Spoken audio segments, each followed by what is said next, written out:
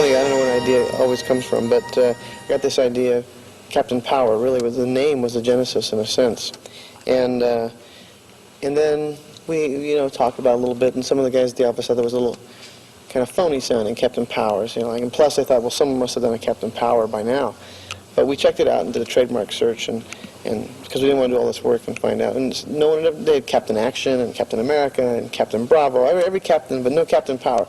So we said, okay, I'm going to get that name, Captain Power.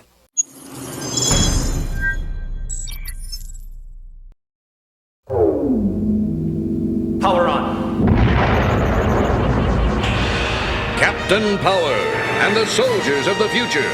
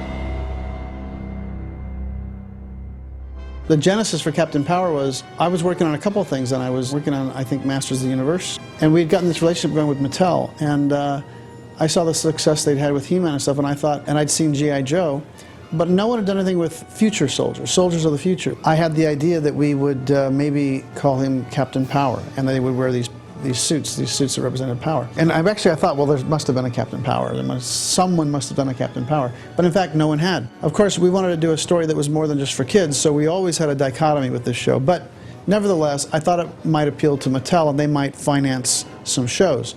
Came in one morning to the office, and I went to Tony, my partner at the time, and a few other people. I got this great idea for the next thing we're going to do. It's called Captain Power. If you go back far enough, both Tony Christopher and I grew up reading Marvel comics and Fantastic Four and X-Men and Avengers and everything else, and Edgar Rice Burroughs books, Tarzan and John Carter of Mars and The Hobbit and Tolkien and Doc Savage, Conan, everything. So in that sense, the back history is all the pulp magazines and comic books and pocket books and science fiction and fantasy things that I grew up reading from the time I was able to read. I think if I was to classify myself, I'd say I'm a storyteller. Characters begin to speak to you. You sit down and start writing, and the characters, they start telling you who they are. Jonathan Power starts telling you. You just happen to be typing, in my case anyway.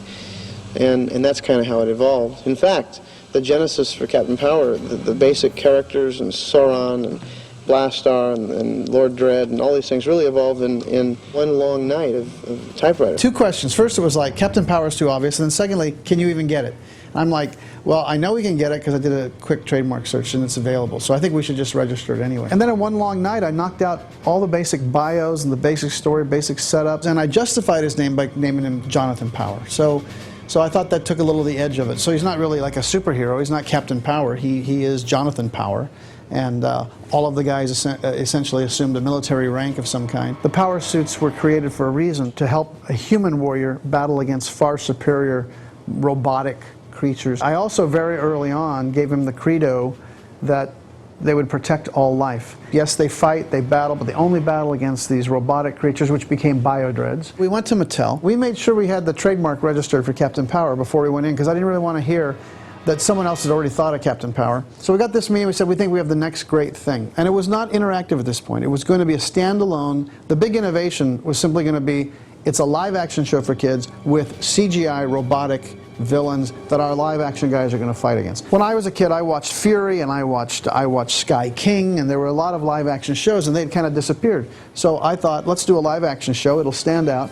let's use CGI, although that was a very new medium, but they immediately lit up Captain Power, and they said, wait, and they went and called everybody, and now suddenly there were like 15 guys in there. Gary came in and made a presentation, Captain Power and Soldiers of the Future. I had worked with Gary on the He-Man movie, and he came in with Captain Power, and it was going to be shot as live action, and I thought it was a great story. Mattel was very interested in it. We had the walls lined with artwork. I took them through the whole thing, and it's so funny, because I finished. One guy says, is that name really available? Isn't that, I mean, isn't that something? I said, you'll be happy to know we've trademarked it, which ended the discussion there, you know. They were so surprised that we'd actually trademarked the name. So very quickly, they got very hot to trot. They didn't tell us why. They asked us to come back 3 days later. 3 days later, they showed us the technology that they had been developing for an interactive show, but they did not have anything to put it with. Action figures were declining. He-Man was declining. We had what we thought was a good idea in the show, but we needed really good product, and together we felt they could work. We needed toys that were very unique in order to support and make a property based on the show successful. And they wanted to know, is there a way you can make this work? We had this technology. Obviously, we had a pre-existing relationship with Gary Goddard and thought of him as being an extremely talented and creative guy, and so we tried to marry those two. And this is like the deal with the devil, right? This is like, okay, I can get this show on, but now I've got to make it interactive.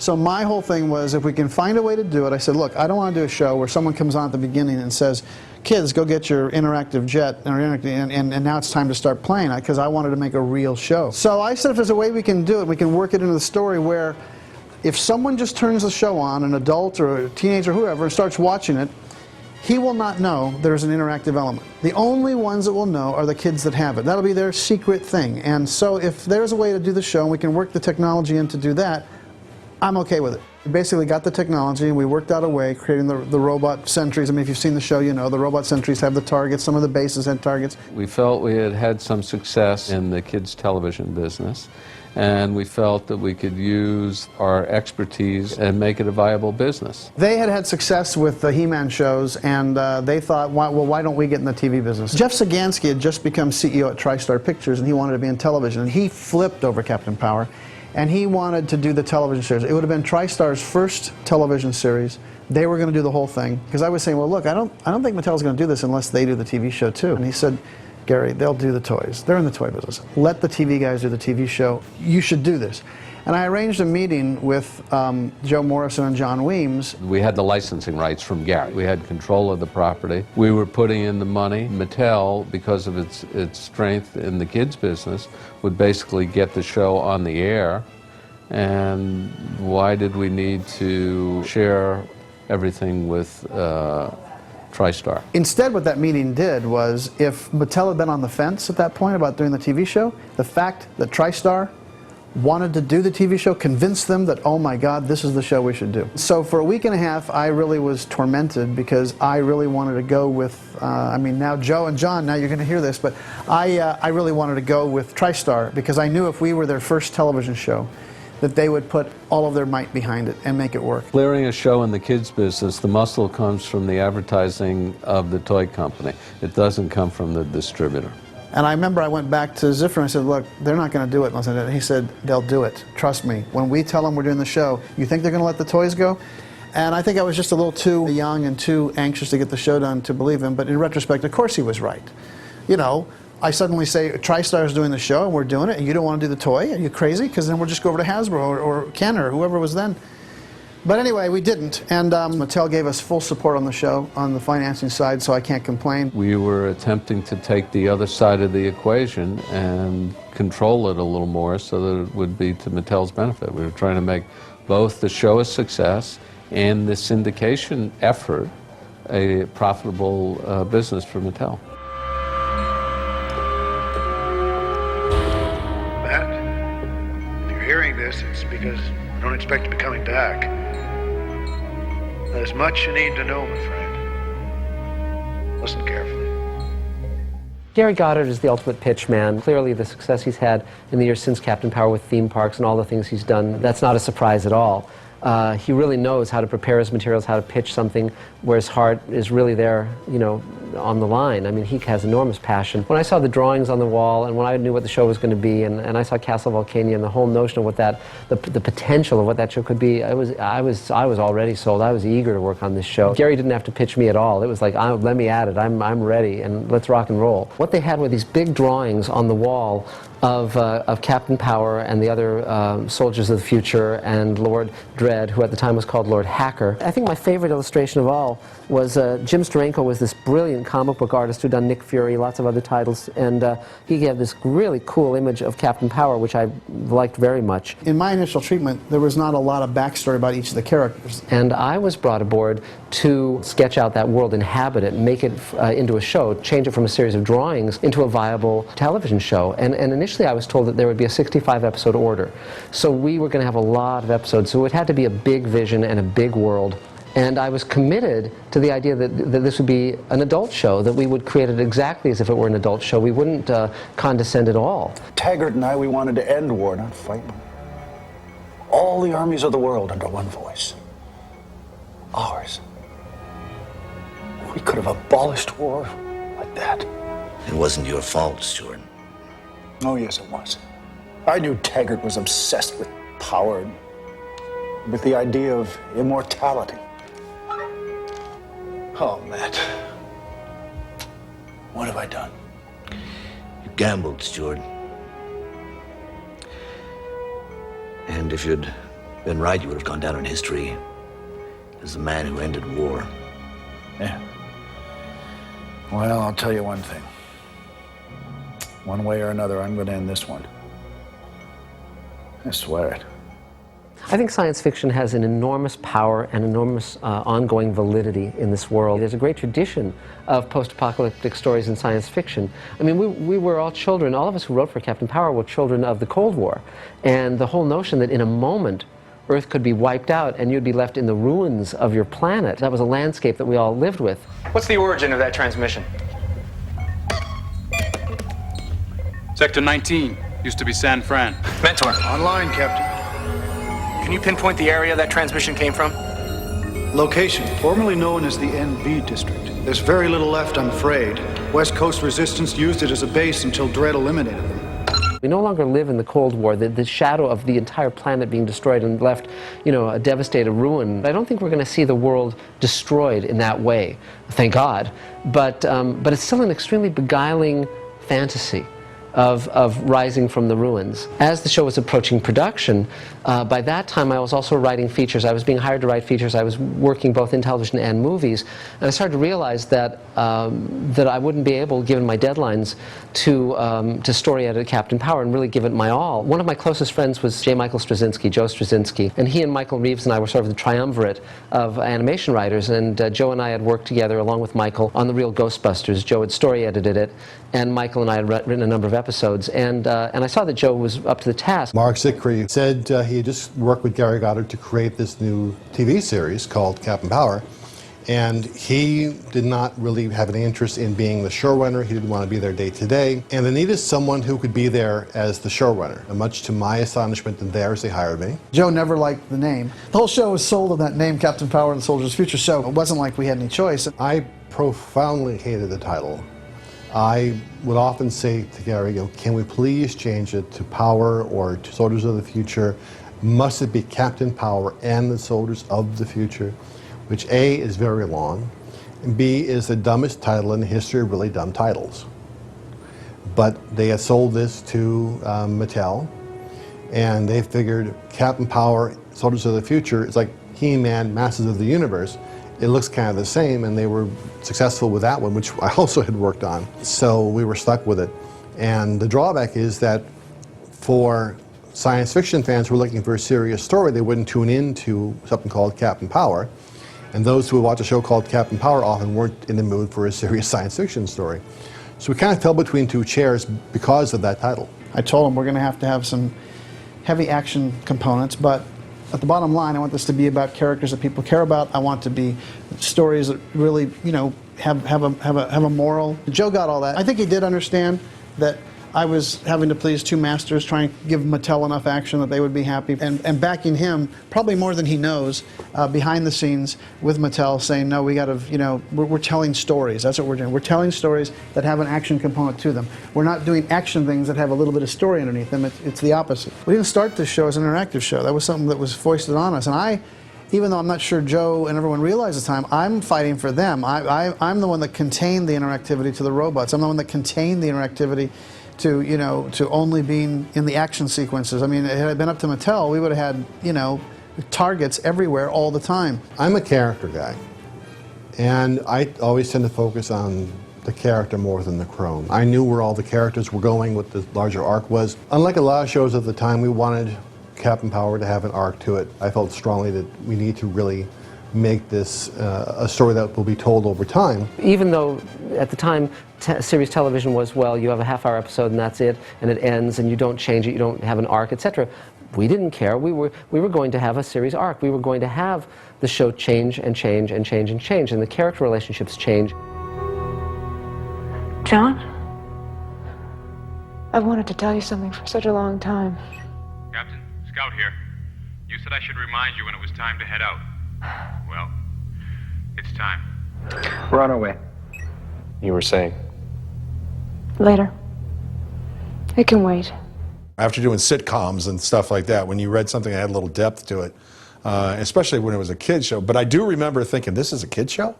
You know, I thought that a lot. I thought, you know, I don't think this is a kid's show. You know, I think this is more than a kid's show. And I think, as we've seen now, 25 years later, it was more than a kid's show. It was a lot more. This particular show did deal with a lot of heavy subjects.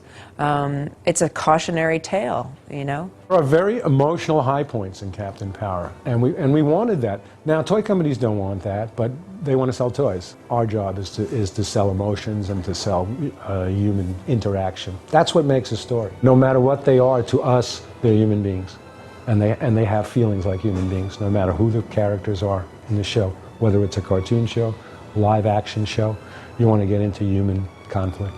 If you don't, you have no show. You could do intense stories on it because Mattel was financing it, but they weren't quite running it. We had a whole plan for this that would have gone across several years, because I think that at that time, we really hadn't seen a lot of it, and this was where I kind of cut my teeth on Babylon 5 in terms of coming up with a long, adult-oriented arc. Never say a machine is more important than a human. You're an innocent. You know that? Innocent. I've been called a lot of things, but... I know. You've seen a lot. Been through hell. But it's still there.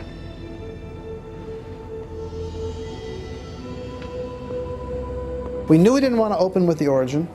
We knew we wanted to come back and do the origin later. We didn't want to open with the traditional origin story. Let's jump right in the middle. Let's meet these characters in action. Let's meet them on a mission. The problem is that you really didn't get a sense of where the process began. And you didn't know who these characters were, or more importantly, who they had been. Captain Power is ultimately about betrayal of humanity. Well, what do you think of the facilities? A little fancier than our old lab, hmm? All the power anyone could ever want is rooted through this room. Dangerous stuff. Yes, but controlled. At least once the final touches are administered. I've made breakthroughs here you can't even imagine. Well, I'm sure it's all very fascinating. What does it have to do with me? I'm offering you the chance to work with me. Stuart, I'm trying to be reasonable. I thought it'd be very interesting to look at betrayed friendships, lost parents, surrogate parents, all of that kind of stuff. The whole notion that Lord Dredd and Captain Power's father had been two scientists working together to build the Overmind, and Dredd had basically betrayed Captain Power's father. And I named Captain Power's father after my father. Stuart Gordon Zickery became Stuart Gordon Power. In the Bible, he was lost, and the notion was we have the Overmind, which is Dredd's computer, genius and mentor. I always liked the idea of surrogate families, creating surrogate families as your heroes, and certainly this is what Captain Power was. Basically, people who are there for each other, characters who are there for each other. I can't do it again, not again. You're so alone. No, not alone, not alone. I'll be there with you, and I'll find you, and we'll fight it together. But we've got to hope. got to hope for what we once were. Captain Power shows up to inspire people, to bring people together, and he's basically building an army and building a force to stand against Lord Dread's battle robots and battle dreads and all of those characters. We would see what humanity had been reduced to, which was basically a kind of a dog-eat-dog world, and Captain Power would be someone who could inspire. It's very clear that people can become their worst selves or their best selves depending on who leads them. And so you can either get Hitler or you can get Martin Luther King. I was almost thinking of those two templates for Lord Dread and Captain Power, basically the best and the worst that humanity had produced. And the idea that Captain Power rises to be someone that can inspire and can lead and would ultimately, of course, win out way down the road in the show. The ability of humans to reach out to each other is their great strength.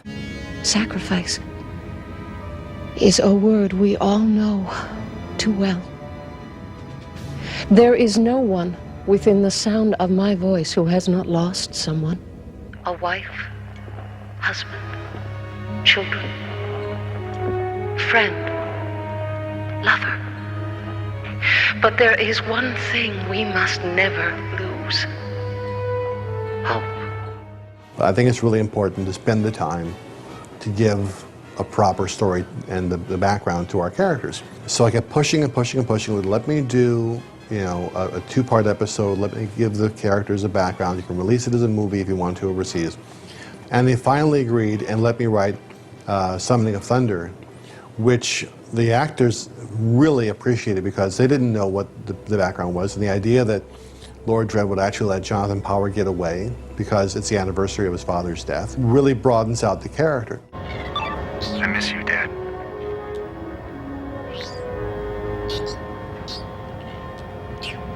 It's never been the same.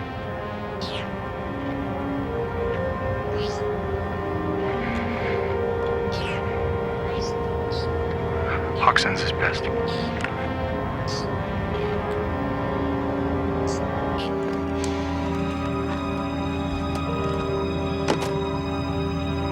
Bye, Dad. He is leaving. Activate the afterburners and we can be there before. Sauron, Yes, my lord. return to base. We will proceed alone.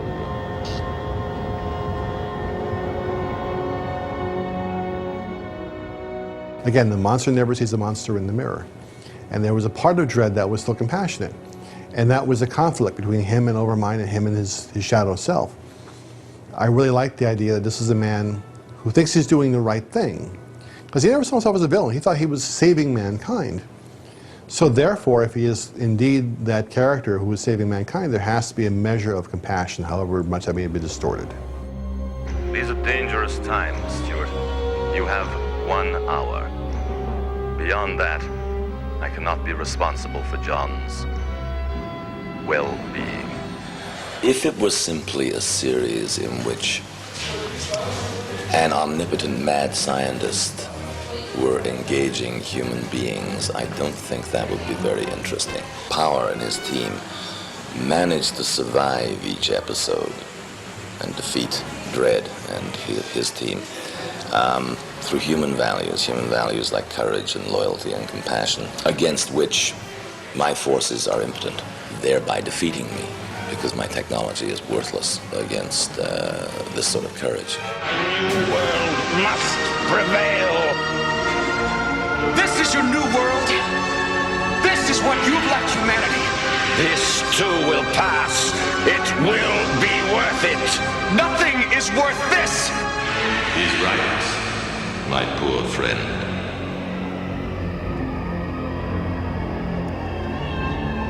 You know he's right. You can't change what you were, Dread.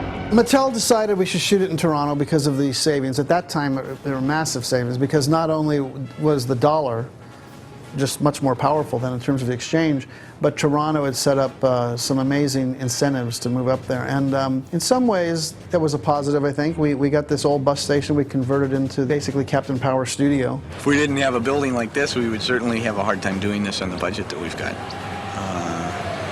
We've got so much to do, and you just can't go out and find an outside location of a devastated future city. You've kind of got to have an area where you can create some of these environments. And I mean, this is amazing, and it's a little frightening that we've got over 150,000 square feet, and we're filling it up. The location manager that we engaged came up with it. It belongs to the City of Toronto. They were kind enough to allow us to lease it, and it's a fantastic area.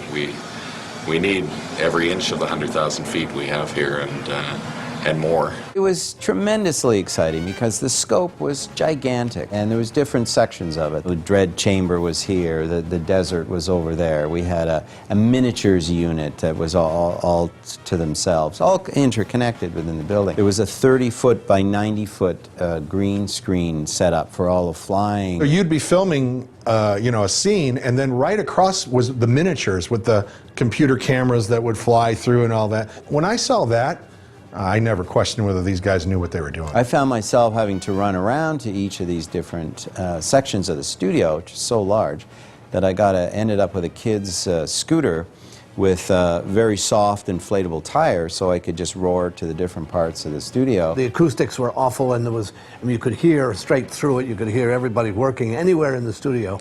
We sprayed a lot of foam all over the ceilings and walls, and tried to get it reasonably soundproof so we could work, but it didn't work. It was such a big project.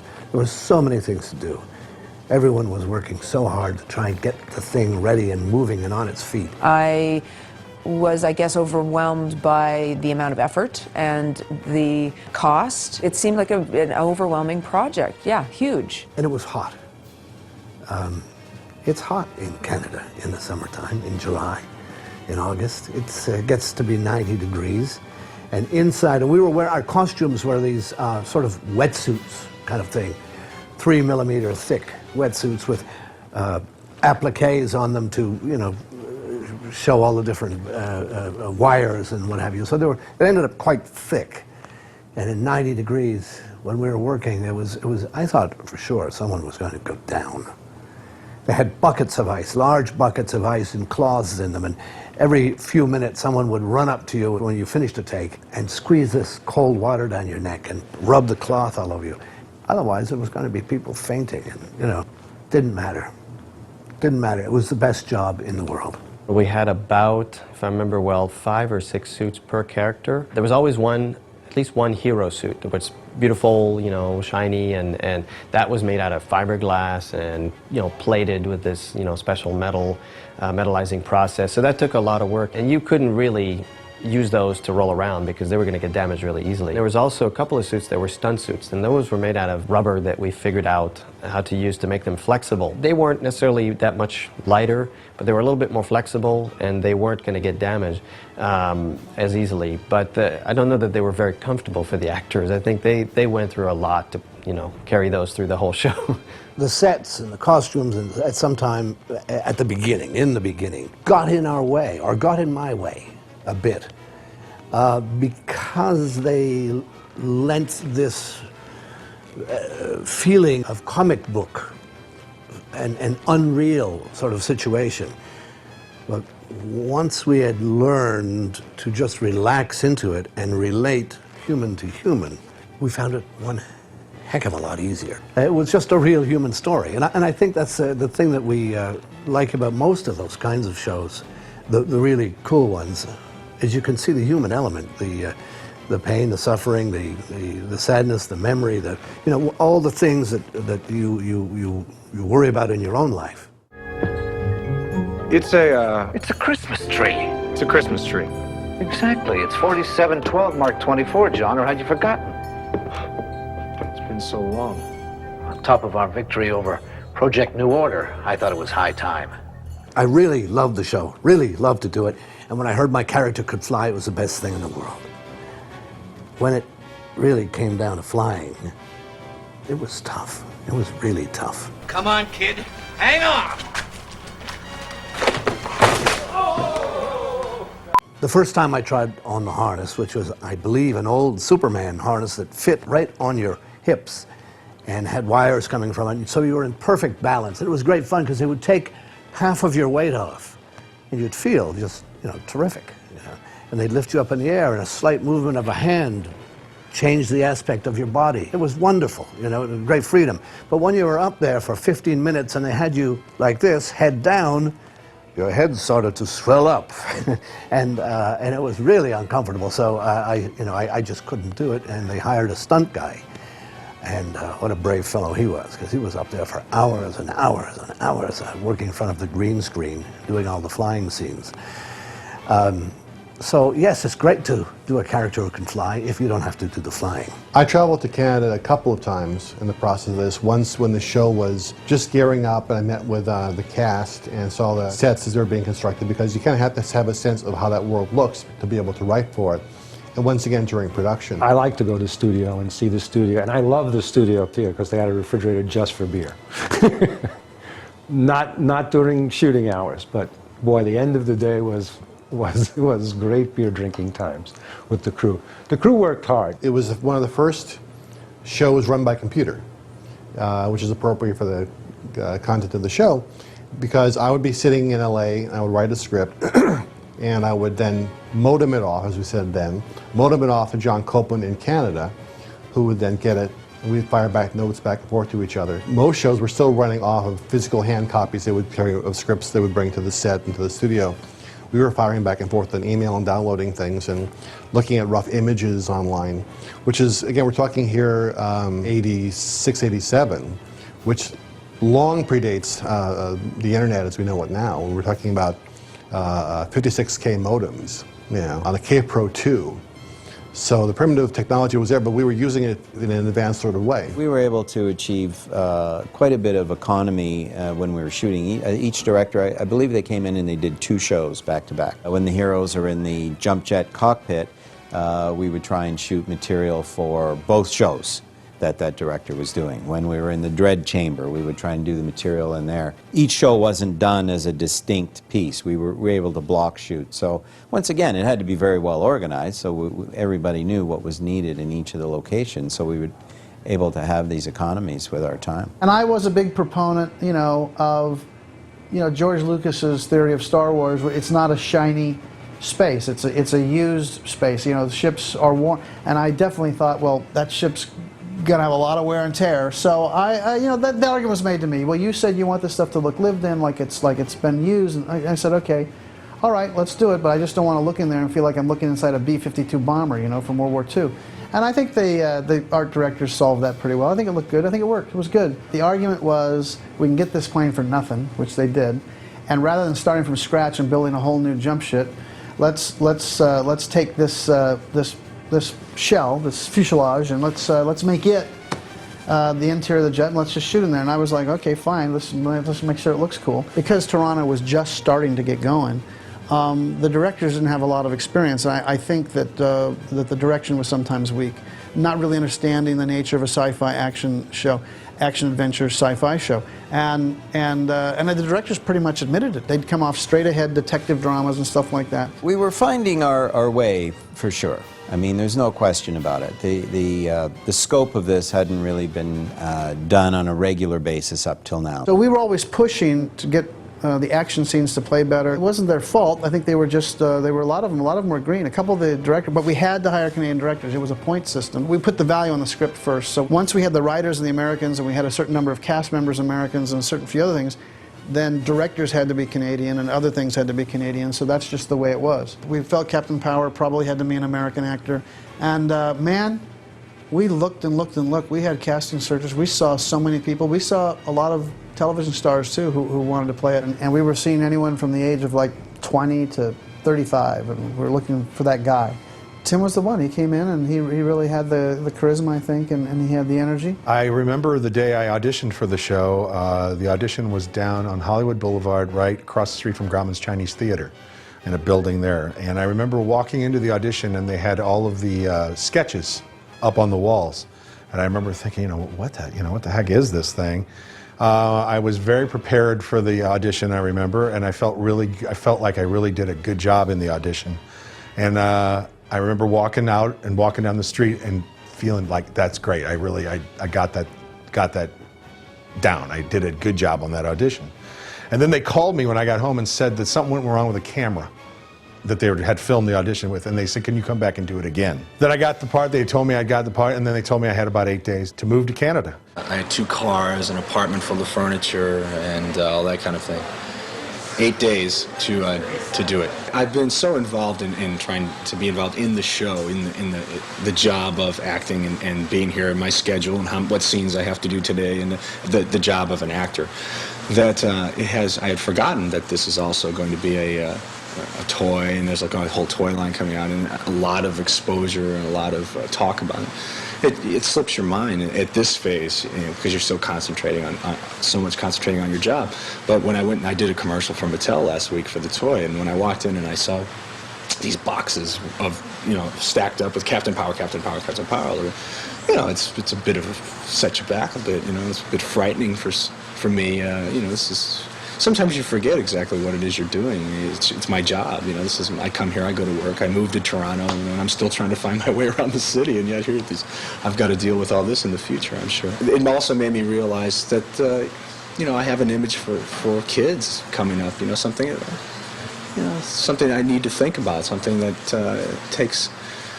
Yeah, I feel an obligation towards the kids, I guess, in the character and in my life, I think. I think it will change. I think being Captain Power will change me.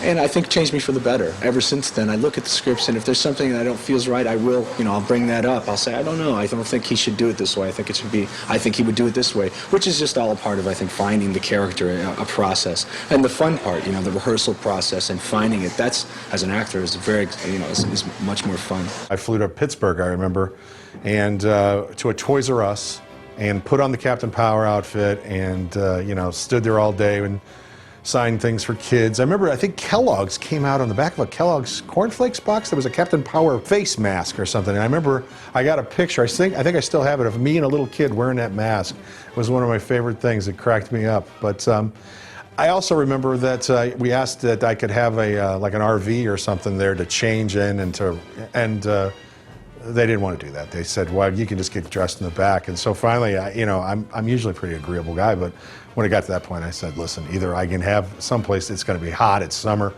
this thing was really a hot suit, either you get me a dressing room, or I'm not going. So they finally buckled down, and we went down and did it. But yeah, I wanted to do whatever I could to promote the show. Right after that, Disney, they had a nationwide talent search for Davy Crockett, and who'd they go with?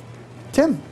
I mean, he had a very great quality as a hero, and I feel we let him down a little bit, that we didn't have some better directors for him. But other than that, I think he came through great. The first action sequences that the local directors did were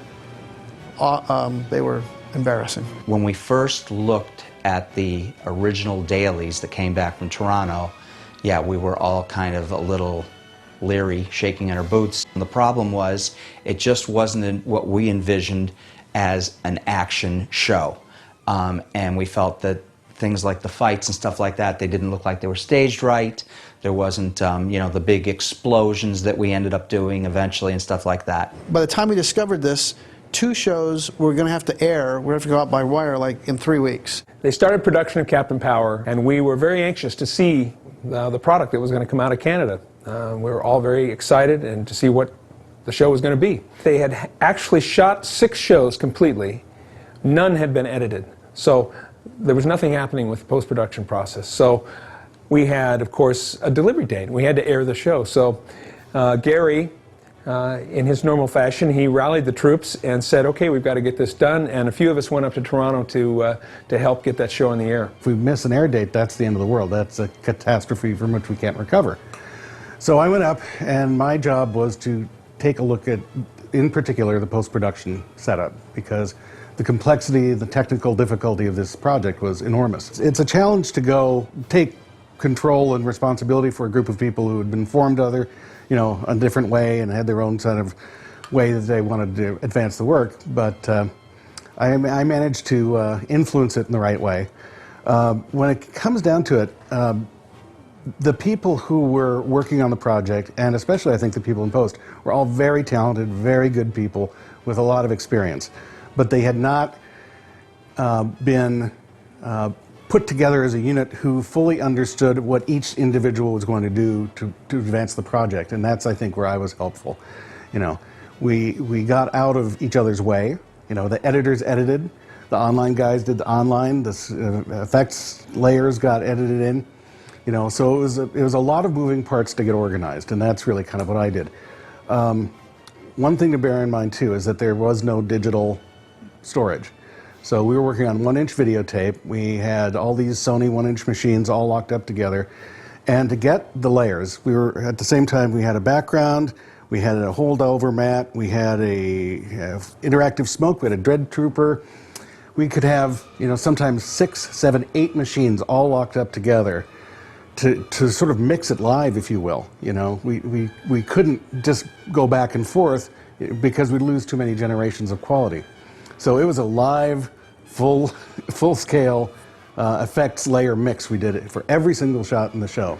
I think in a period of 3 weeks, finished 2 episodes, when prior to that, no episodes had been finished in 12 weeks. Mattel was in a panic. There was really no action interactive element except for the tail thing that we had created at Landmark. We created the tail credits, which we knew was going to be you know, a minute's worth of interactivity with the jets over the final credits. So I went back and said, okay, I've got an idea. I think I can do this. I looked at the 2 shows that had been cut together. I looked at the 2 shows that were in production. I looked at the next shows that were coming out. And the writers were still working on the other shows, but there were basically either 6 or 8 shows in production. I went to them and said, okay, we have a new formula now. It's the James Bond formula. We're going to open with an action sequence that triggers everything else. And the action sequence of the opening will allow the kids to interact. Then you'll flip into your story. Of course, I want these sequences to tie into the story if they can. Joe was a little upset at me but I was in a crucible. I had to do it. I wrote a beginning to each of those shows. Now, what I'm proud of is I think when you see the shows, they flow. I don't think anyone sits there and thinks, oh, someone tagged on that opening. I wrote very quickly. I think in 2 nights, I looked at every show that was in production, every script, and I came up with a 3 to 5 page opening that was action-oriented and that would allow us to have the targets, the robots. And what it did was it created a great action energy for the show anyway. It made Mattel happy, and I didn't have to bother the writers. I mean, again, what Joe doesn't know is I'm in the meetings taking all the hits on this stuff. You know, I'm not bothering them with it, and trying to come up with some fast solutions. Now, this also meant that we had to shoot these scenes very rapidly, and we couldn't disturb the units. So we had a little rogue unit. A group of us went up to Toronto, and we called ourselves the 3rd Unit, and we had like 4 or 5 serious different cameras, including IMO, and every single thing we shot 4 or 5 cameras at one time, all from different placements and different angles and stuff like that. And the great thing about it was we would get up and we'd go out at night and we would just blow stuff to kingdom come. We had a really, really great time. We were more, you know, on location than we were actually, you know, in the bus depot. And we were knocking those scenes out, I think, like, I think we maybe had 3 days for each. It was 3 days, 3 days, 3 days, get these things. But they were high impact, robots, explosions, pyros, all that stuff. And so it was very expensive. Some days you'd go in and they'd wire you up for sound, but then they'd also wire you up with squibs all over the place. And it was a lot of fun. I mean, I had my helmet on in the middle of this terrible gunfight, this terrible ray blasting fight. And I'd take a hit right to the helmet, and there's this great explosion on my helmet, and I take it off and look at the helmet and say, you know, as if, you son of a gun, you've dented my helmet. Now you're going to get it. Put it back on and continue firing, you know. It was like being a child again. It was like playing all the time. As it is, I can say this now. I mean, the fact that I was writing and Tony was directing those action sequences, that was very much under the radar. But there was no other way to get them done that fast. And with Tony, I could say, no, don't do that, do this. We need to get something on there that really understands. We're looking for energized sequences, and also you got to be thinking in your mind that target's got to be on long enough for the kid to target and still keep the pacing of the scene going, you know. So that was the whole thing that was happening at that time. The directors, when we started, didn't know what a plate shot was. Okay, the first 2 episodes are done, and we get a pack of 35mm transparencies. These are the plates. They shot plates of the set, and we had to go up there in a rush and go, okay, it has to be moving footage that we're going to actually put in the characters and later. It's not a slide of the set. So, I mean, it was that kind of baseline stuff. A lot of trial and error, which on a show that was being as innovative as that you have to expect, but there was this added layer of the inexperienced directors with sci-fi material that I think also added a layer of complexity. As we're racing to get the show done, we had 3 of the prototype jets, and we were adding signals and making sure we were given the encoding from the Mattel engineers of what was required. Each of the special effects sequences had that encoding. With the prototypes in the actual studio, everything was working fine. We were waiting to get the actual first real shipment, not prototypes, but the real toys off the line. And we got those in. They were drop shipped to us.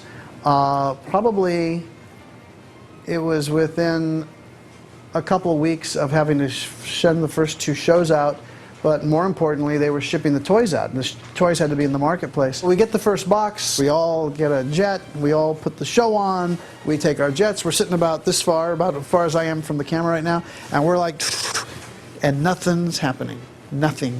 And we're like, okay, what about you? What about you? No, nothing. I'll run it again, run it again. And so now we all just, all of us, we start edging closer and closer. And I think David Thornton, who was head of post-production, I think finally he walked up to the screen, and if you got right to the screen level, it worked. We knew at the time that there wasn't going to be any corrective measures taken by the manufacturer. There are millions of these units already built, boxed, shipped, ready to hit stores. So we knew we'd had to be on the software end. We had to find a way to enlarge those signals enough so that the product would work properly. We found out that the frame had to be a certain size on the TV in order for the interactivity to work. I guess they wanted a pulse which would, at a certain frequency, which would react to the toy. So I developed, as part of the uniforms of the Dread Troopers, a light box, which was on the front and on the back. And there were battery-powered lights in there. There was a little bit of a diffusion to spread the light, and then there was a green gel. So when the lights came on, there was this green image, which could later be dropped out as a green screen image, and the correct pulse would be put in. So of course there was only one exposure that this green would work at, and so whether the scenes were day in the desert or dark night interiors, the whole series was shot at one exposure, and that's the exposure that registered the green, which enabled them to use it as a green screen. All of the interactive signals had to be at least 4 times as big. And as you can imagine, from a production standpoint, that was a nightmare. We had to go out and reshoot all the Dread Troopers with bigger badges on them. And then in post, we came up with some things to layer in. We created this thing called interactive smoke. If you ever look at Captain Power, it looks like the whole place is on fire the entire time. It's because we had to keep layering on these different effects layers to get the interactive signals encoded. We got the encoding in, we got the CGI in, we got everything, we got the action sequences in, we got it all put together, we've got the music scored, everything. After a serious 5 or 6 weeks of work to get the first 2 shows completely edited, completely mixed, and done, we met at the post-production studio, and David, who was the post-production supervisor, and I watched the FedEx truck pull away from the studio late in the night on its way to ship those shows to New York for the first airing. And we just sat there. It was just a moment of total relief, because we actually had accomplished the task that we set out to do, which at the onset seemed almost impossible. Captain Power was an exciting show for me to work on because I was going to be able to score the entire series using a large orchestra. But the tricky part was that I had to score the entire series without seeing one completed episode, let alone a few frames of the finished footage. We had decided early on that we were going to do the music with an original music library. And I was going to write all the music for the library, and we were going to place it to picture. And we figured we would have all the cues written ahead of time, and then we would just place them in the episodes as the episodes were finished. Since there was no footage that I was able to see ahead of time, it was quite difficult coming up with the music. I was able to read several of the scripts, maybe 5 or 6 of them, and there were a lot of storyboards I was able to look at, and I saw some really nice illustrations. But I wasn't able to get a real feeling of the timing and the pacing. I just got a sense of what the show was about. All the cues had to be edited or snipped to fit the picture, so it makes for a less than elegant music edit, but we still decided that was the best way to proceed. It's so wild to think about this nowadays, because now technology is so affordable. In those days, 1987, they didn't have all the portable digital workstations and software that would allow you to do that. I remember waiting in anticipation up in Toronto after the air date of the first show. I got a call from the writer, I got a call from the composer, and I got a call from the sound effects editor. The writer called and said, I can't hear the dialogue. The composer called and said, I can't hear the music. And the sound effects editor called and said, I can't hear any effects.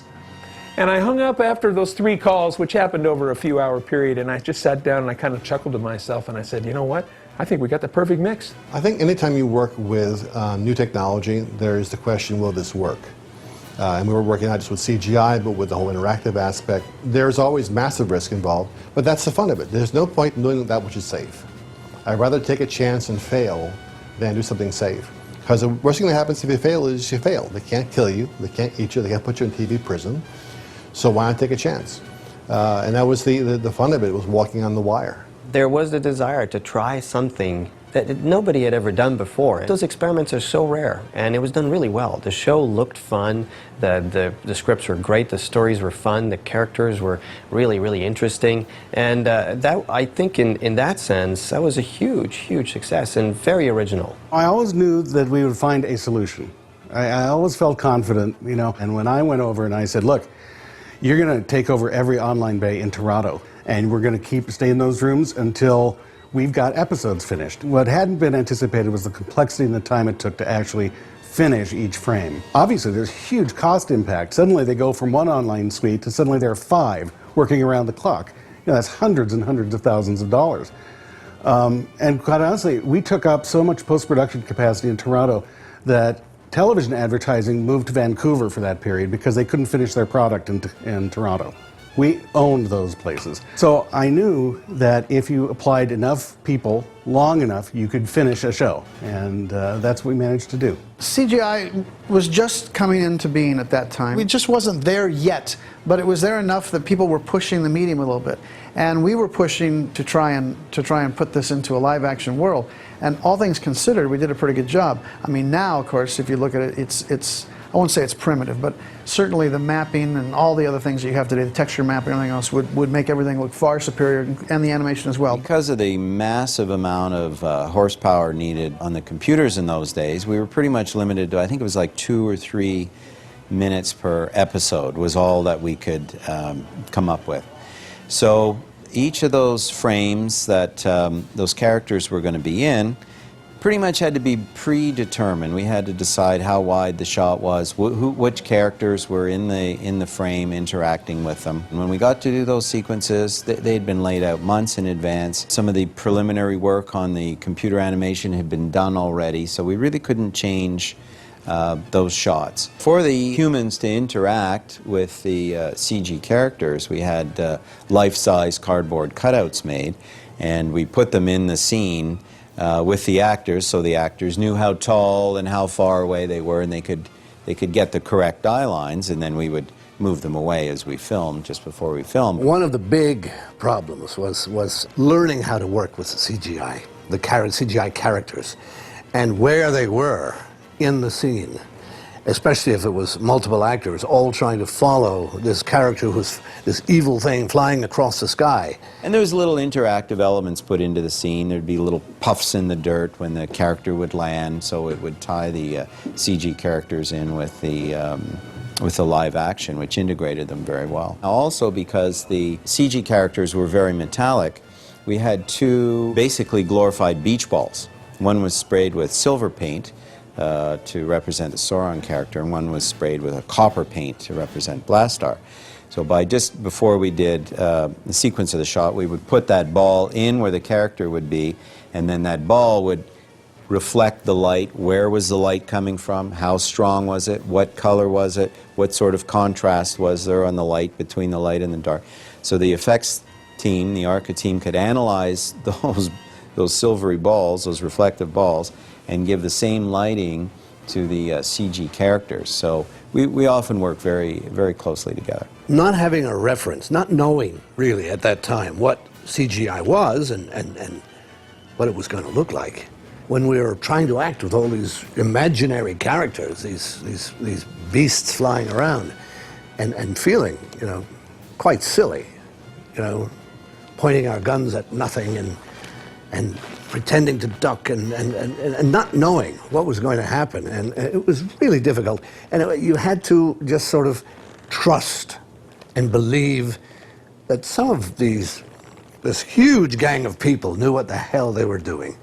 And so you did. You just threw yourself into it and hoped it was going to work. And when we saw the results, the final results, well, you know, it felt pretty good. Because, you know, it actually did work. The same thing for me with the model work.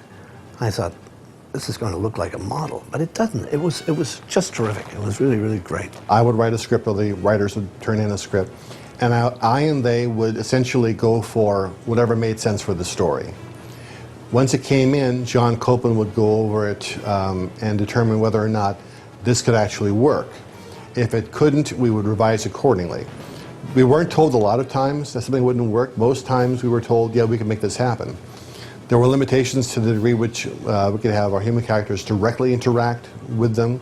Having them throw a punch would be difficult in the same frame. But a lot of what we had in mind we could do. And bear in mind, too, that you're talking about characters who were at some distance from each other, firing at each other. So you could, you know, not worry about too much about the comping of the CGI. A lot of today's innovators in that medium came out of that group. That was like a melting pot of people that were allowed, thanks to Mattel, really, to push the art. And man, we were pushing. We were pushing very hard. Rob Coleman, of course, went on to be head of CG, you know, at ILM. So I mean, this was, you know, this was just an amazing, amazing A-team of creative personnel on Captain Power. I'm Rob Coleman. I'm one of the assistant animators, and I'm just checking the timing of the first episode and just seeing what we're responsible for animating. We're responsible for a scene here where Soren comes in and digitizes one of the live-action characters with his digitizing beam. Soren goes around and digitizes different people, and with the goal to create this supercomputer with all kinds of humans inside it. So that's what we're responsible for. We weren't sure what could be done, what could be pulled off, how it would all integrate. In fact, when I would say, what can we do and what can't we do, they could never give me that answer. And so it was extremely difficult to write episodes that were within production parameters when no one knew what those parameters were. We knew that there were going to be interactive toys, and we would say, as writers, we were saying, well, will you be seeing the signal that emanates from the television to the toys? And initially we were being told no, it would be an invisible infrared signal. And then when we saw the show and there was this flashing, you know, chroma key thing, we were going, oh no. There were a number of citizens groups and pressure groups that came after us on both violence and the interactivity aspect of it. We became the whipping boy for any group out there that wanted to get publicity for itself by attacking a TV show. We were doing something completely cutting edge that had never been done before, but we were basically fighting, you know, the whole against, you know, interactivity on TV sequence, so it had to be right. I mean, we expected something, but I don't think we expected it to the level that it became. We were getting tremendous, you know, press related to that. I attempted to call Peggy Chern at one time because I read some quote that was just outrageous. She always set herself up as the expert, as the judge and jury, and in actuality, she was pretty stupid a lot of times. A lot of things she said were pretty lame. She created a lot of headaches for the executives of the toy companies and television stations at the time. She liked the power of her own voice. She liked to hear herself speak. And I think she started to buy into her own PR after a while, like she was actually the savior of kids and stuff. In fact, what she wrought on the industry today, because of her, now we have a really bad situation where shows are commercials, commercials are shows. It's just, she's one of the causes of it. So rather than help the situation, and I will grant you that when she started, she may have had some positive motives, but she would not listen. You know, I'm good with everybody, you know, but how about you listen and consider things on its own merits? But when we tried to reason with them and say, let us tell you about this show, his entire purpose of being is to preserve all life. They were like, oh, that, you know, oh, that. No, really, that's the story. The whole thing was terribly frustrating because the show was an affirmation of life. It's an affirmation of hope. It says that, you know, we can persevere against the machines, that there is something inherently noble about being human. And they ignored that in deference to the fact that there are guns. You have a jet. You don't have a gun. You only fire, and they don't want to hear it. And to attack a TV show for violence is like putting on a suit of armor to attack a hot fudge sundae. It's overcompensating, and it doesn't deal with the problem. It deals with a picture of the problem, not the problem itself. So rather than taking an attitude, well, let me listen at least, let me see if maybe these people really are trying to do something that's positive. No, every toy company is a villain. Every toy company is only interested in selling kids on violent games. They're about to attack. And of course, Peggy Sharon can always point to the one kid who watches Superman and thinks he can fly and jumps off a roof. But you know what? Most kids don't do that. A kid that does that already has something wrong. And most kids do not go out after having played with a toy gun and buy a real gun and try and shoot people. You know, believe it or not, kids understand the difference between fantasy and reality. But Peggy had a different agenda. Her agenda was all about making Peggy more famous and making her, you know, I mean, you can tell now that she's an echo of that time. But what I was upset with was she would not listen. I don't think Captain Power warped or destroyed children. I think that it presented people pulling together to help each other. I think it said that there was something to be valued in compassion. I was a Captain Power kid. I played Captain Power every week. I shot at the screen at least 1 million times, and to this day I have never been arrested. I have never shot anyone in real life, and I don't even own a gun. I never had a moment of guilt or second thought about what we were doing. It was, I think, very telling that one of the people who was most critical of the show as a consultant and just constantly attacking the show in the press said, I will stop attacking the show if you will hire me on as a consultant. So we hired this person on as a consultant, and suddenly the show was much better, but not a single word of the scripts ever got changed. So you have to wonder what was the actual objective. The excitement has already begun in living rooms just like yours. Come on, Dad, it's time, it's time! We actually first launched it in a pre-Toy Fair in Arizona in January of that year. I went to Toy Fair and saw the presentation and everything, and everyone thought it was going to be a big smash toy line, and of course the interactivity heightened that whole idea. Mattel stock at the time was wallowing at about $6 or so. Within about a month and a half, it was up to about 10. I mean, there was just a terrific response to the overall innovation of Captain Power. There was a lot of excitement about it. I mean, it was just very new. It was very different. The initial sales and everything were very good.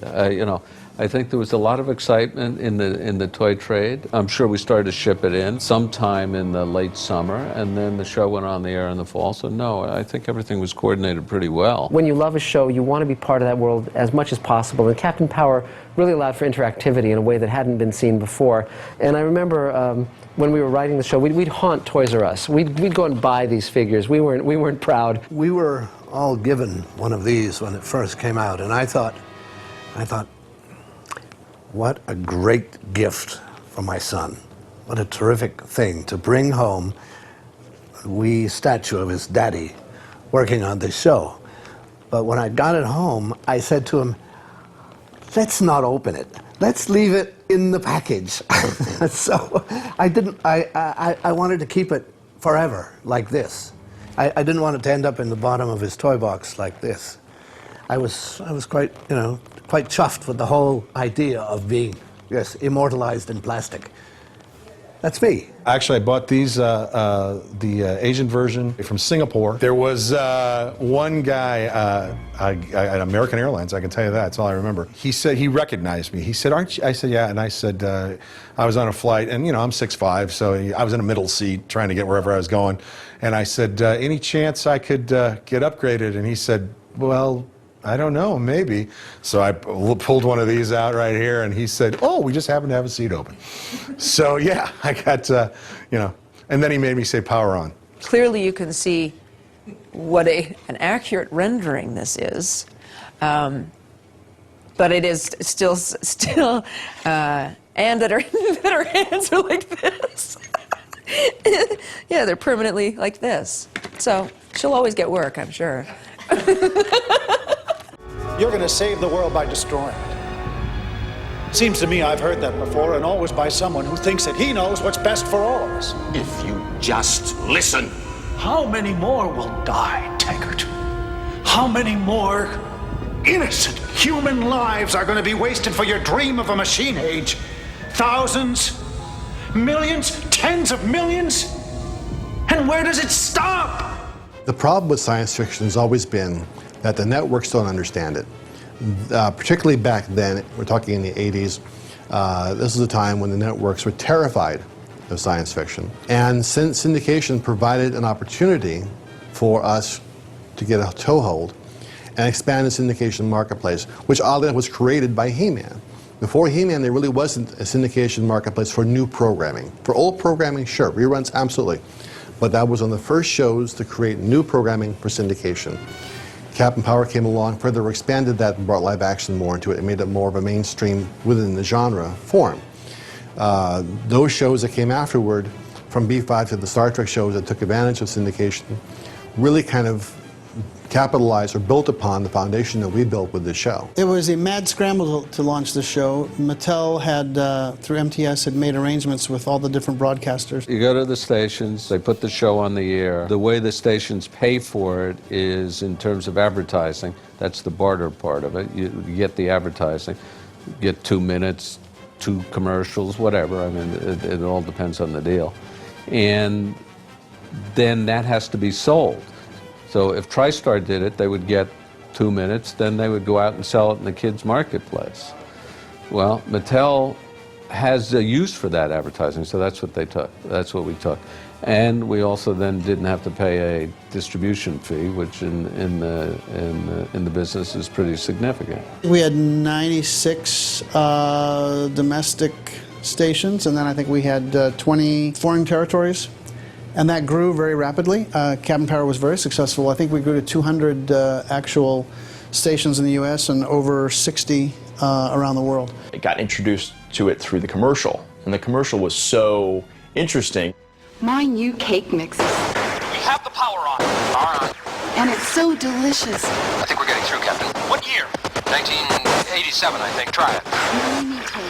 Hello. To anybody watching, this is Captain Power.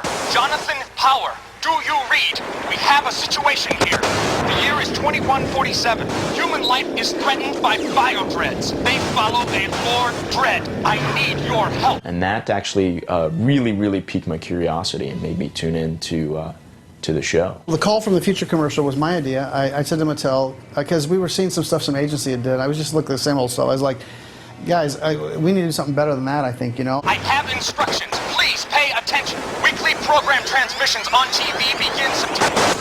If you have the Power Jet XT7, the XT7, you can fire invisible beams at enemy targets on these transmissions. Score or be hit. Warning, the TV show will fire back. It will fire back. That commercial was actually, in terms of the advertising community, everyone loved it, except there was a small group of stations, I guess, who, because the show wasn't on their station, and they were saying, you're tricking us because it's not really a toy commercial, it's a commercial for the show, and that show's not on our station, so we don't want to run it. But very few, even to this day, as a commercial, if you watch it, it holds up pretty good. And I think the commercial, just like the show, it didn't treat kids like they're idiots. You know, we were saying, look, these kids they're smarter than you think they are, and they'll pick up on this stuff, and they'll like it, and they'll embrace it. And I think they did. Watching it made me feel, and I was just a little boy, but it made me feel like a TV show was taking me seriously. This is the new voice of the resistance, Freedom 2. And if anything happens to me, there's going to be a Freedom 3, and 4, and 5. We didn't start this war, but we're going to finish it. There was no network, there was no studio as such. I mean, we weren't getting notes from Paramount or Warner's or Universal or NBC or CBS, etc. So we were left with an extremely free hand to develop a very adult show, a very interesting show, an extremely varied show. I made something like this myself once. I was just a kid. Scrounged up the parts, cobbled it together. Even found a couple of batteries for the lights. When my mother saw it,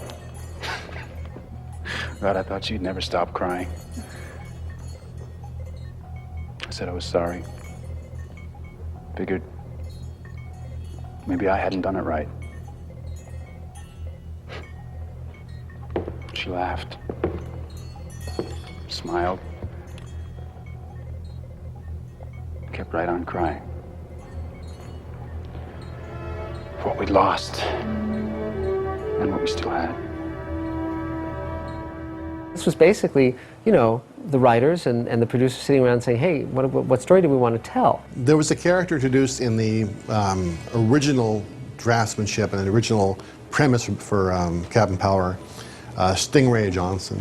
He was going to be in the water, but he got cut early on because everyone was like, we can't do a show with a guy in the water, we can't have water scenes. The problem was we couldn't afford to shoot underwater. It required a really big tank. We're going to keep him in right to the last minute. The toy actually got made. I mean, so it was very late in the day. We just said, okay, we're not going to do water. We'll bring him in later. One of the characters that we had, which we didn't get to do, unfortunately, was a character named Silvera, and she was a female robot, very, very strongly influenced by the robot in Metropolis. At that time, there was a Japanese artist that was doing these beautiful silver women, you know, that looked completely reflective in metal, very beautiful. I was thinking that we might be able to create a female robot like that Dredd had created for his own nefarious reasons. I was thinking we'd just get an actress and they would be able to, like, you know, basically go right over her and do it. At the end of season 1, she was going to be sent by Lord Dredd, disguised as a human, to infiltrate the power base, and she was going to fall in love with Captain Power and become a double agent and go back, basically ostensibly working for Lord Dredd, but really working for Captain Power to bring about his overthrow. And that, for me, that was one of the most interesting characters of all. Falcor was going to be this CGI falcon, basically, a robotic falcon that he would have on his hand and he would release to go spy for him. And one of the ideas was that whatever Falcor could see, he could see automatically.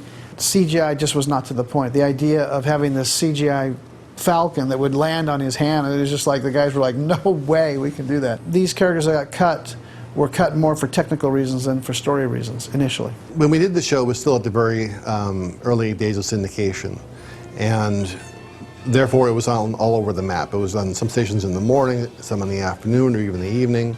They would flip it around depending on what their needs were. It was a very complicated, hard show to find, let alone watch. You needed a calendar, a Ouija board, and a hunting dog to find the show on any particular day. MTS was a new company. They had no clout to get these shows on the air in the right time slots. And what I think what would have happened with TriStar, it's all conjecture, of course, but TriStar would have thrown the entire weight of their studio behind this to make sure that this show was premiered in a major way, and they would have fought for the right time slots. I think if you look back, you'll see where we were in the adult zone, where we were at 6 o'clock, 7 o'clock at night.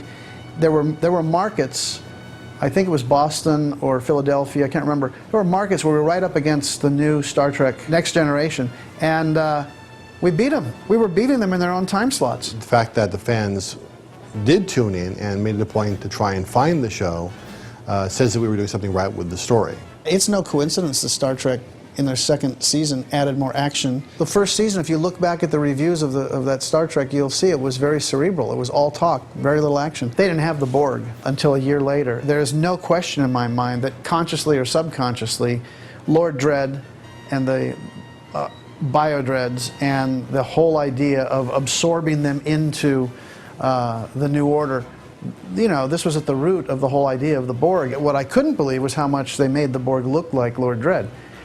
And it's a constant series of frustration for me to, you know, because all these people go, oh, did you copy the Borg? I was like, no, they copied us.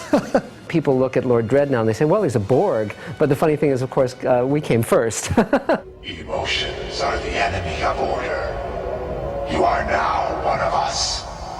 Immortal. Perfect. Yes. Yes, I understand. The past is gone. From this day on, Lyman Taggart is dead, and Lord Dredd lives. Resistance is futile. It was on one of the comic books. I do remember that. I think we were all elated, and when we saw the reviews and we saw the ratings, it was, you know, for us, it was through the roof. It was a surefire hit. In the stories, we often dealt with themes of guilt, episodes where Pilot's past as a member of the Dredd Youth caught up with her. I remember when we found you. Got you away from the Dredd Youth. You were so full of rage. We were worried whether you would make it or not. I'm glad you did. We never ducked the issue that she actually was a member of Dread Youth, and she did terrible things. As we all, from time to time, do terrible things in our own lives, whether intentionally or otherwise, we all make mistakes. And the point of the show was, it's not that you made a mistake before, it's a question of what can you do now to make up for that and atone or do the right thing in the present tense. These are rather adult concepts. And there were, from time to time, little grumblings from Mattel about why are we doing this, but I think a lot of it kind of shot over their heads, and consequently, they left us alone. Jessica made it very clear that she wanted to move on from the show. She felt it was limiting her as an actress, which I can understand. We liked her so much, but she would not sign on for more than the first year, and she decided she wouldn't do the second year. And this is before we knew we were going to do the second year. So we said, well, if she's not coming back, let's take her out in a dramatic way. One more thing. When we get back to the base, I'd very much like to finish our conversation. I think we have a lot to talk about. All right. I was wary of the negative futuristic look, the post-apocalyptic look, and, you know, that humans had been whittled down to this tiny core and were surrounded by evil all the time. So yes, it was heavy. I felt like I couldn't live there for 6 years. So we didn't know when we started the shows that we were going to write her out. But once we realized we were going to have to, we decided let's make it powerful. Jennifer, hold on. Hold on, we're going to come. No. Stay clear. The auto-destruct is no good. I have to blow the power source. It's the only way. We're on our way to get you right now. There's another way to do it. It's too late. I'm all broken up inside. Stay clear. I'm sorry we never got to finish our talk. Jennifer, don't. I love you, John. So much.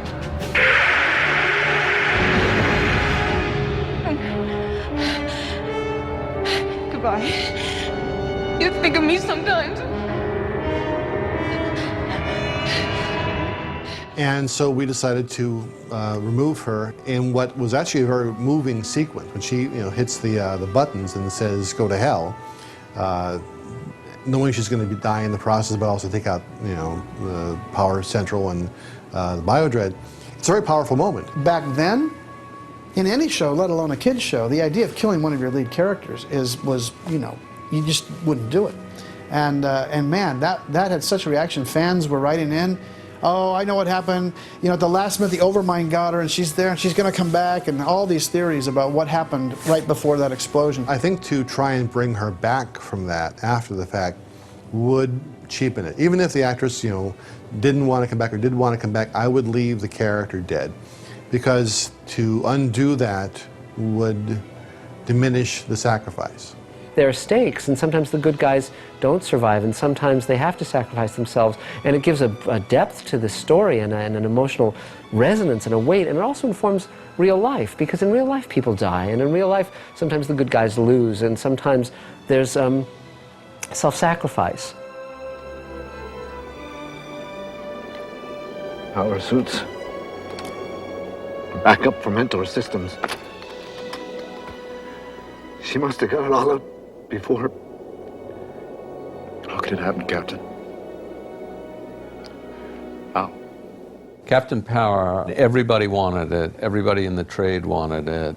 The show was doing fine, and there was a great demand on the part of the trade. I think Captain Power got hurt because of something that didn't have to do with either the toy or the television show. It was the corporate needs from Mattel on sales, and the trade's desire to just get more and more new stuff. And I think that's what hurt it.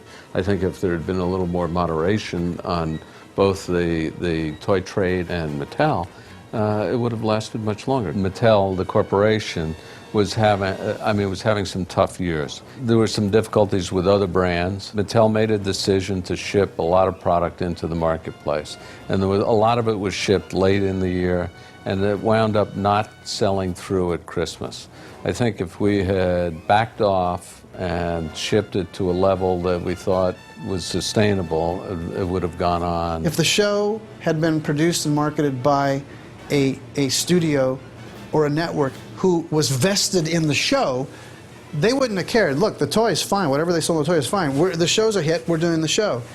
I think Joe and John got blocked when the toys didn't sell the way they did. They were like, well, we're not putting any more money in this MTS thing, and that's too bad because I think actually it could have done quite well. I mean, look now, Hasbro's in the TV business. I mean, it's interesting where everything's gone anyway. We were all tremendously proud of the show. It was a shame we couldn't really go right away into season number 2. We'd all learned a lot. We'd established a lot of the things. The very expensive outfits were made. There was, a number of elements that were in place. And with what we had learned, it had just been really a breeze to go into season 2. So we were all very disappointed that it didn't continue. While we were doing the show, we were so happy and so proud of it that I actually thought the thing was going to go on for, I thought we'd do it for 5 or 6 or 8 years. I thought we'd be doing it for a long time. The truth is, at that point, we thought we had a 5 or 6 year thing going. You know what I mean? I mean, we were sure of it. We thought we were on top of the world. And so then when they started to talk about pulling the plug on that,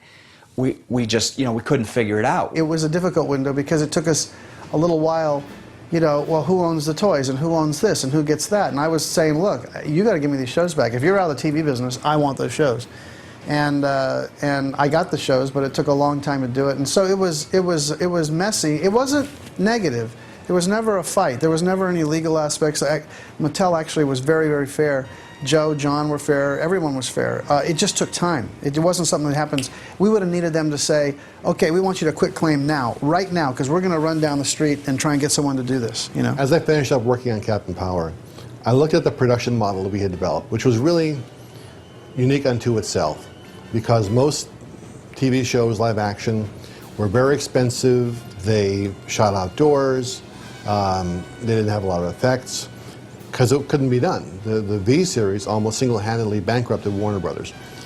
And I thought we could take this production model, a concept like Babylon 5, and use Captain Power in a way as proof of concept.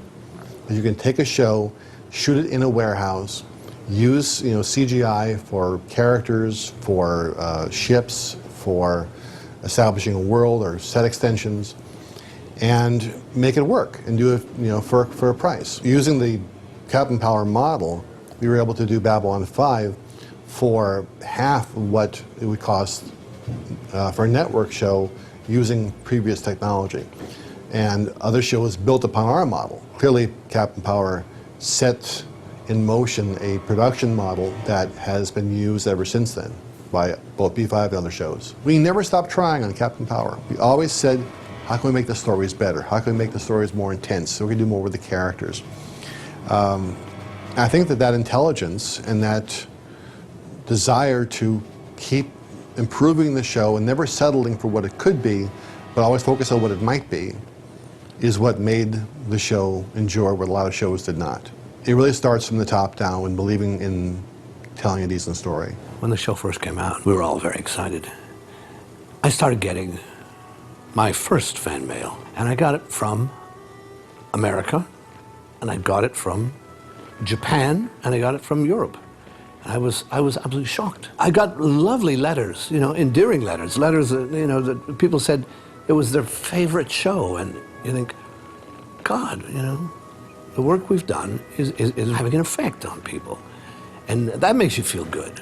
But if you just put the work out there, and the feedback comes in from here and there and all over the place from ordinary people saying that they've been touched by the show, and they love it, and it's what they'd like to do when they grow up, is work in animation or work in film and work in science fiction or whatever. It's really very pleasing. It's very satisfying. I get emails every day from fans, and not just fans from here, from Russia, Sweden, China, everywhere. Now, the show touched, obviously, I mean, I'm still hearing from these people, it touched them not just as a show, it touched part of their lives or how they look at life and their future. At one point, there was a lot of mail coming, and as I said, I had trouble even writing back my wedding thank yous.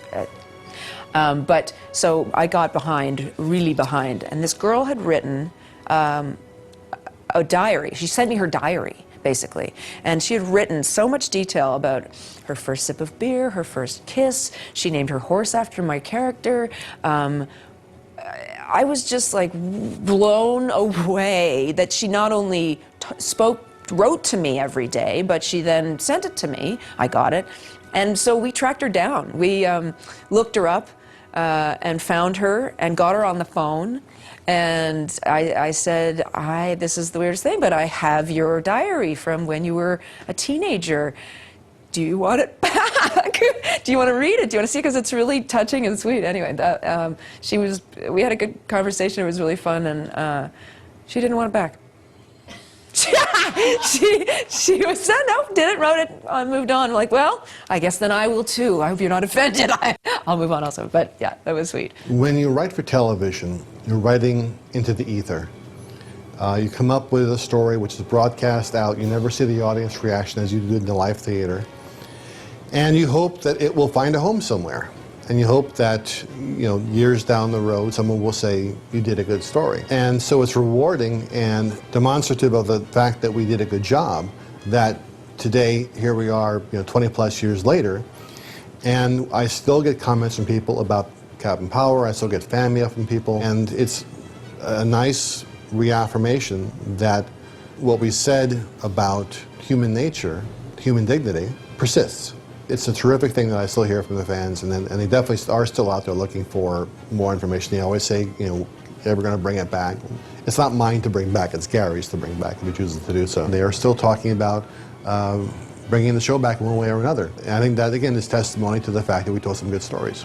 To sit here so many years later, to get a call out of the blue saying, we want to revisit some of this material, it's a real treat to find that there's some interest out there, considering how long the show had gone. We were doing the first live-action show with CGI robotic villains that had to actually be composited, and we had to have the interactive aspect working. And we had to turn it out on an unbelievable schedule because, as always with these things, once Mattel said go, then they wanted it like now. So it was very challenging. When you become immersed in a project like we were immersed in Captain Power, sometimes it's easy to sort of lose perspective because you're working so hard. You live and breathe this project day in and day out, and you put everything you've got into it. And I'm talking about everybody, the writers, the producers, directors, the actors, the production team, and all of us that were looking after the post-production side. You get so immersed in it, you start to wonder,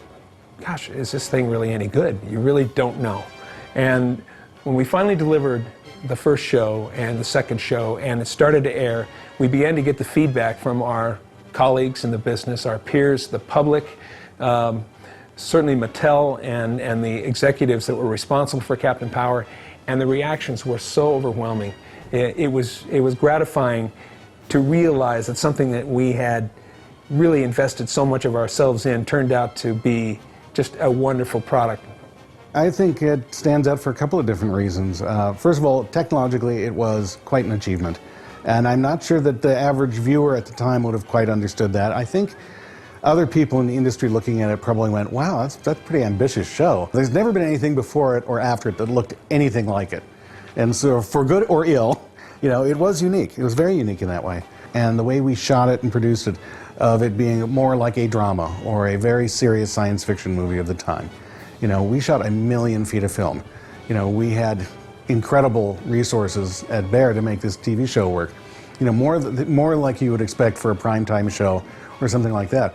It was really a different idea. It was a really, challenging concept to say, I'm going to have CGI characters in every episode of a syndicated TV show. That was a very nervy move right from the start, and I think that it, probably helped people imagine a future where digital characters were more likely to happen. I think it was pretty groundbreaking. I think it set the stage for a lot of shows that came after us. The things that we were doing, which had painstaking computer power, can easily be done on your kitchen table with a laptop now. But it was fun to do it at the time we did it, and it's great to see that there's still some interest in it. I'm really proud of the show. I'm proud of the work that all of us did on the show, from the actors to the CG people to the producers, the creators, the writers. That was a great group, and what was really fun and my most fond memory is there was nothing else like it. I'd never heard anything like it. I'd never seen anything like it.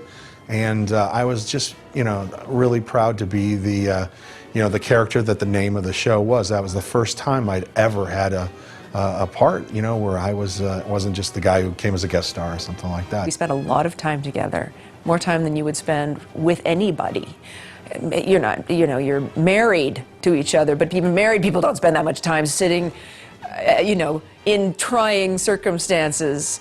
And so the most outstanding thing about being with those guys was how much we laughed and how, when you're playing make-believe, it's easy to pop out of the bubble or pop out of the reality of what you're doing. And, here we are sitting in these suits and we're pointing these little, there's, on the one hand, we have to be very grave and in the moment and be taken seriously. On the other hand, we just laugh and get hysterical and get through it together. And they were family. At the time when we were doing it, I don't think any of us were looking, this far in the future to imagine what kind of an effect, that work would have, and what, how it would, its staying power. How would it still be around? Would people still know about it? 10, 15, 20 years later. We put everything we had into those shows. I mean, they really meant so much to us at the time. Gary said, we're just going to make a Clash show here. I don't want to, if I'm going to crash and burn, I'll crash and burn with a Clash show. And we felt the same way. Let's just do the best writing we can. We decided very early on, and again, this comes from the Gary school of thinking, if you will, that we were going to do stories that not only made sense, okay, but that were involving. And when Gene Siskel made the comment, and gave us an incredible review. I mean, this was a major film critic looking at a children's TV show and saying, hey, this is serious stuff here. The writing's incredible. Some of the ideas that were being created within the stories were so, ahead of their time, particularly for television. And I think that all these years later, a lot of it really holds up. For those people that grew up on Captain Power, it worked. It absolutely worked just the way we wanted it to work. It was a great science fiction, fantasy adventure. It used the latest technologies. It told a story in a language that they understood. I think we set out to create a universe and a compelling story. If the story hadn't worked, no one remembered at all. It's to be determined by others and what place it's gonna have. But I think it was certainly something that has inspired a generation of other writers, directors, and producers, and executives, because I find myself running into them now, and they're like, you created Captain Power? Oh my God, I love that show. So that's great. It was probably, one of the best times of my life. I look back on it with all the trouble that the show had and the hardship of filming that show. It's funny, after all these years, I don't really have any bad memories. My main thing that I value was the work we did and the people I worked with and the friendships that I made. And, those are the things that stick with you forever. As long as this show goes, we will try and make it grow and grow. We know where the first 26 episodes are going to end. We also know where, if we go on to do 65, where the 65th one will end. And that will be a big shock, that one, if we do all those. And we know where we'll pick up and where the next group will go. So we've set benchmarks for ourselves. And we didn't want to be like a regular TV series. We wanted to really throw the audience for a loop. So you may see some of the characters, some of the heroes die. You may see, some of the major elements change. I mean, it will continue to grow, and things will happen, unlike most, typical series. This was an idea that was definitely ahead of its time, and the technology was playing catch-up to make it happen. We can create this world now. We can really bring to this what I had hoped to bring to it first time around. It's a complete universe which really should be reimagined and brought to life with today's technologies. Now, really, anything we envision, we can create, and it would be great to revisit that.